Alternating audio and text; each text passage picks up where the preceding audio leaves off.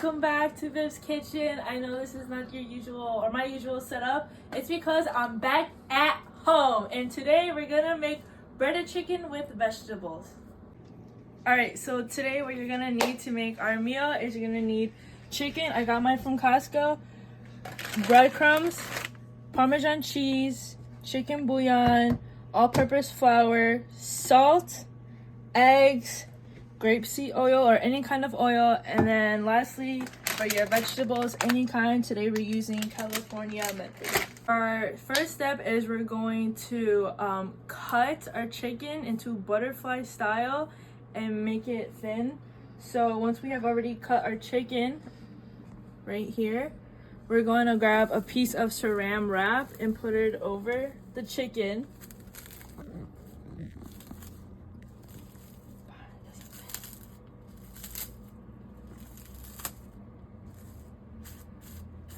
All right, just like that, and then we're gonna beat the chicken so it becomes nice and thin. We're doing this because it'll the chicken will cook faster and it'll make it crispier, and it'll make it taste better too. Step 2, we're gonna make our breading station. Usually what we have is 3 different containers to put our breadcrumbs, our flour, and our eggs. But since I don't want to clean, I cleaned my surface and I put saran wrap on. And now we're going to get it started. So our first step is the flour. I'm not going to measure it because I'm eyeballing it. So we're just going to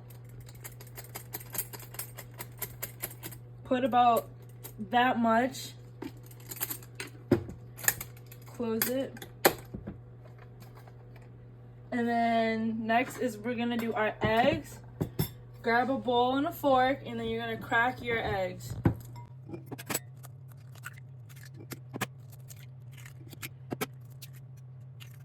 Right? And then we're gonna mix it.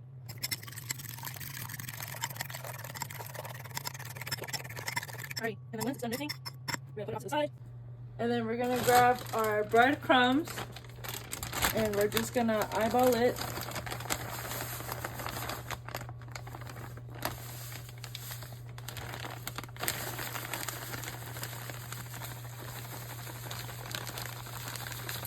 A little bit more breadcrumbs, something like that.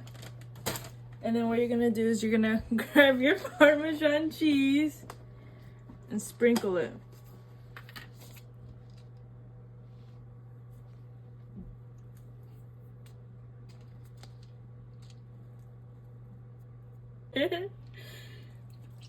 Load it up. Something. Let's see.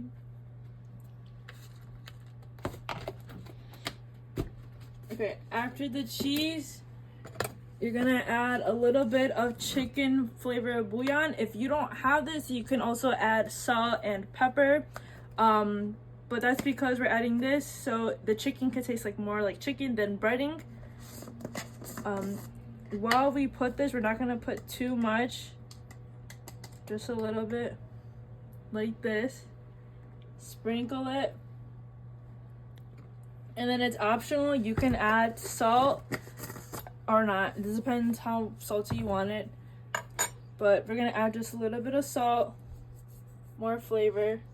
But don't add too much because then you'll make it too salty.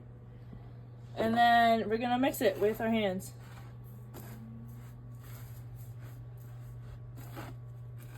And make sure everything is mixed.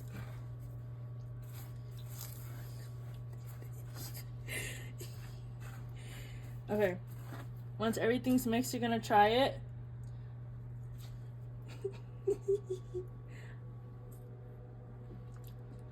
Okay, it's good. Make sure it's not too salty though. Third step, we're gonna use both hands. One hand is gonna be for the chicken, where you're gonna grab it, flour it, I should say. Right, get the flour in there. Put it in the egg.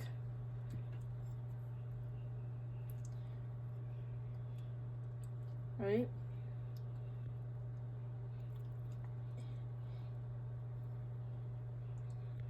Okay. Once there's egg on it, put it in the breadcrumbs. The other hand, you're gonna use it to cover it in the breadcrumbs.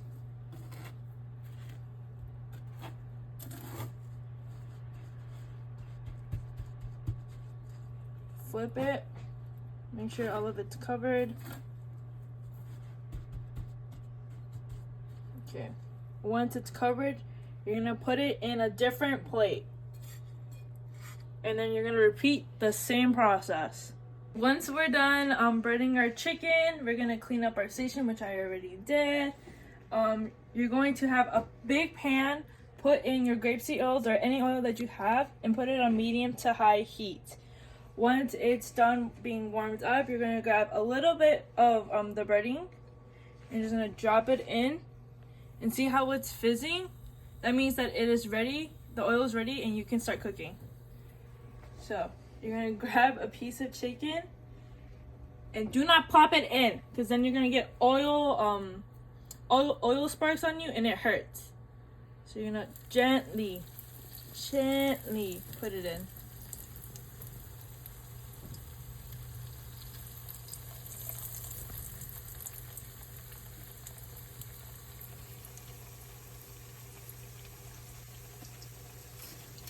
Then you're gonna grab some tongs, and then you're gonna move them a little, just so that they have space to cook.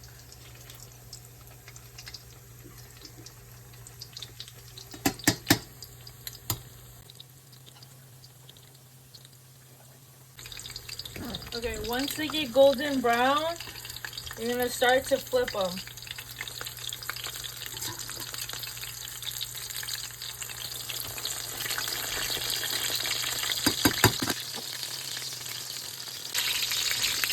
So, I have a thermometer here, and we're gonna use this to see if the chicken is already cooked. So what you're gonna do is you're gonna grab your chicken, you're gonna put your thermometer in the chicken, and it should read 165. Ow, ow, ow, ow.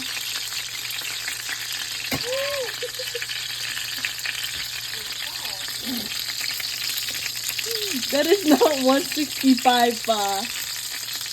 Okay, if it's a little over 165, that means it's good. Take your thermometer out, and then you're gonna place your cooked chicken into paper towels under a plate, or over a plate.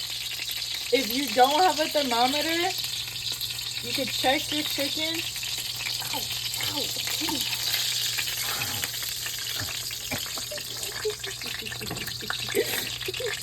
If you don't have a thermometer, you can check your chicken by cutting it in half.